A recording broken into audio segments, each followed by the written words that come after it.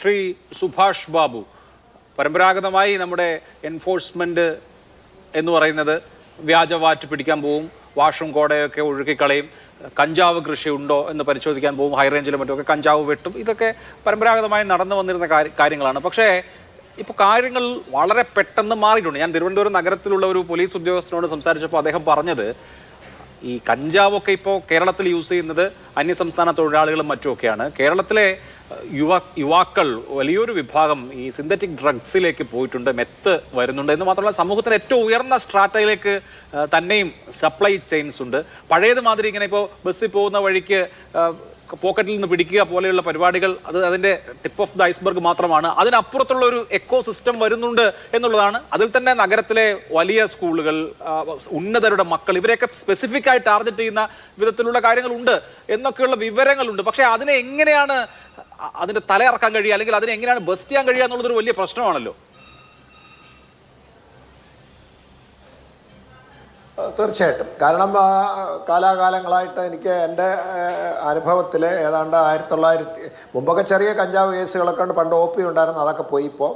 അപ്പോൾ അതിനുശേഷം കഞ്ചാവാണ് പ്രധാനമായിട്ടുണ്ട്. അത് കഴിഞ്ഞ് 86, 87 ആയപ്പോഴത്തേക്ക് ബ്രൗൺ ഷുഗർ വന്നു. അത് പിന്നെ വളരെ വ്യാപകമായിട്ട് വന്നു. കഞ്ചാവ് ഓയിൽ എന്നൊക്കെ പറഞ്ഞ് ആഷിഷ് അങ്ങനെയൊക്കെ ഉണ്ടായിരുന്നു. അത് കഴിഞ്ഞതിന് ശേഷം ആണ് ഈ കെമിക്കൽ ഡ്രഗിൻ്റെ ആഗമനം. അതോടുകൂടിയിട്ടാണ് കെമിക്കൽ ഡ്രഗ് വന്നതോടുകൂടിയിട്ട് എന്താണെന്ന് പറഞ്ഞു കഴിഞ്ഞാൽ അതിൻ്റെ ഉപയോഗം കണ്ടുപിടിക്കുന്നതിന് അല്ലെ അത് കടത്തുകയാണെങ്കിൽ ആ കടത്തുകാരനുള്ള സ്പേസ് വളരെ കുറച്ച് മതി.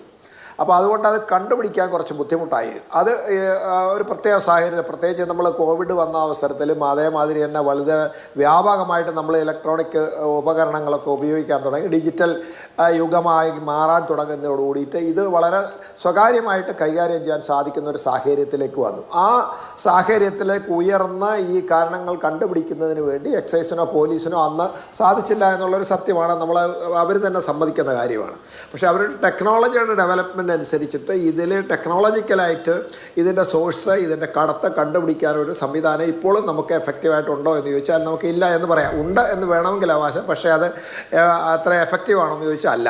അപ്പോൾ നമുക്കിപ്പോൾ അത് ആവശ്യം എന്താണെന്ന് പറഞ്ഞാൽ ഈ കെമിക്കൽ ഡ്രഗുകളൊക്കെ നമ്മുടെ നാട്ടിൽ ഉണ്ടാക്കുന്നതെന്ന് ഇതുവരെ പിടിച്ചിട്ടില്ല. പക്ഷേ ഉണ്ടാക്കാൻ വലിയ ബുദ്ധിമുട്ടൊന്നുമില്ല. കാരണം ഇത് അവിടെ നിന്ന് ഇവിടുന്ന് ഒക്കെ വാങ്ങിച്ചതിന് ശേഷം ലാബിൽ അത്യാവശ്യം കെമിക്കൽ മിക്സ് ചെയ്യാനൊക്കെ അറിയുന്ന ആളുകൾക്കുണ്ടെങ്കിൽ ഇത് ഉണ്ടാക്കാം. ഇപ്പം കർണാടക, അതായത് ബാംഗ്ലൂരിൽ നിന്ന് 2 ഇതേമാതിരിയുള്ള ലാബുകളെ പിടിക്കുകയും അവർ CCA ഒക്കെ ചെയ്ത സംഭവങ്ങൾ വർഷങ്ങൾക്ക് മുമ്പ് തന്നെ നടന്നിട്ടുണ്ട്. ഇപ്പോഴും പല സ്ഥലത്തും റൂറൽ ഏരിയയിലൊക്കെ ഇത് നടത്തുന്നു എന്നാണ് പറയുന്നത്.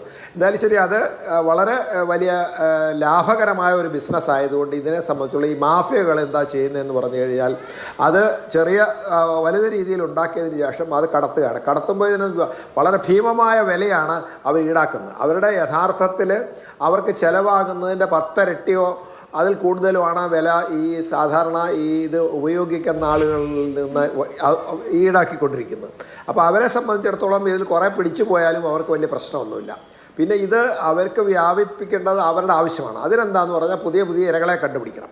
ആ ഇരകളെ കണ്ടുപിടിക്കണമെന്ന് ഏറ്റവും കൂടുതൽ ഈ മയക്കുമരുന്നിൻ്റെ അടിമത്തത്തിലേക്ക് പോകുന്നത്, ആകൃഷ്ടരാകുന്നത് നമ്മളുടെ യുവാക്കളാണ്, വിദ്യാർത്ഥികളാണ് പ്രധാനമായിട്ടുള്ളത്. അതൊരു 12 വയസ്സ് മുതൽ 18 വയസ്സ് വരെയുള്ള നമ്മൾ ജുവനൈൽ എന്ന് പറഞ്ഞാൽ പോലും അവരെ സംബന്ധിച്ചുള്ള അവരുടെ ആ സമയത്ത് അവർക്ക് വളരെ ഗൗരവതരമായ ഊർജ്ജം അവരിലേക്കുണ്ട്. ആ ഊർജ്ജം വേണ്ട രീതിയിൽ നമുക്ക് തിരിച്ചുവിടാൻ സാധിക്കുന്നില്ല എന്നുള്ളൊരു പ്രശ്നമുണ്ട്. അതിനെ തുടർന്ന് എന്ത് ചെയ്യും, ഈ ഊർജ്ജം അവരെ പരീക്ഷണത്തിൻ്റെ ഒരു കാലഘട്ടം കൊടുക്കണം. എന്ത് കേട്ടാലും അതൊന്ന് അനുഭവിക്കണം, അതൊന്ന് രുചിച്ച് നോക്കണം, അതൊന്ന് പരിചയിക്കണം എന്ന് പറയുന്ന ആ ഒരു ത്വര ഉള്ള ഈ പ്രായത്തിൽ അവരെ പെട്ടെന്ന് ഇതിലേക്ക് ആകർഷിക്കാൻ, അതുപോലെ തന്നെ സുഹൃത്തുക്കൾ ഇതിന് വേണ്ട ഒരു ഉത്തേജനം കൊടുക്കുകയാണ്, നിന്നെ കൊണ്ട് അതുള്ളൂ, അല്ലെങ്കിൽ ഒന്ന് കളിയാക്കുക, അതേമാതിരിയൊക്കെ ചെയ്യുമ്പോൾ ഈഗോ ഒക്കെ അവരുടെ വർക്ക് ചെയ്ത് കഴിഞ്ഞാൽ പെട്ടെന്ന് ഇവന് ഇതിലേക്ക് ചാടി വീഴും.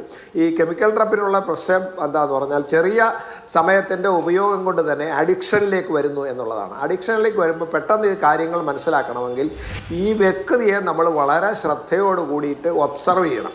അതായത് ദൈനംദിനം വളരെ സമയം ഇവനുമായിട്ട് ഇടപഴകി ഇവനെ ഒബ്സർവ് ചെയ്യുന്ന ഒരു സംവിധാനങ്ങൾ നിർബന്ധമായിട്ട് വേണം. പക്ഷേ നമ്മുടെ ഇപ്പോൾ വീടുകളിൽ അങ്ങനെയുള്ള സാഹചര്യം ഇല്ലാത്തതുകൊണ്ടാണ് വീട്ടുകാർ പോലും ഞാൻ ഇതുവരെ അറിഞ്ഞില്ല എന്ന് പറയേണ്ട ഒരു സാഹചര്യം ഉണ്ടാകും. ശരിയായ രീതിയിൽ അവരുമായിട്ട് സംസാരിക്കുകയും സമ്മതിക്കുകയും അവരെ ശരിയായ രീതിയിൽ വീക്ഷിക്കുകയും ചെയ്യുന്ന ഒരു സാഹചര്യം ഉണ്ടെങ്കിൽ എന്തായാലും ശരി അവരിലുണ്ടാകുന്ന വ്യത്യാസങ്ങൾ, വ്യതിയാനങ്ങൾ, സ്വഭാവത്തിൻ്റെ വലിയ ബോഡി ലാംഗ്വേജിൽ ഉണ്ടാകുന്ന വ്യത്യാസങ്ങൾ കണ്ടുപിടിക്കാൻ പറ്റും.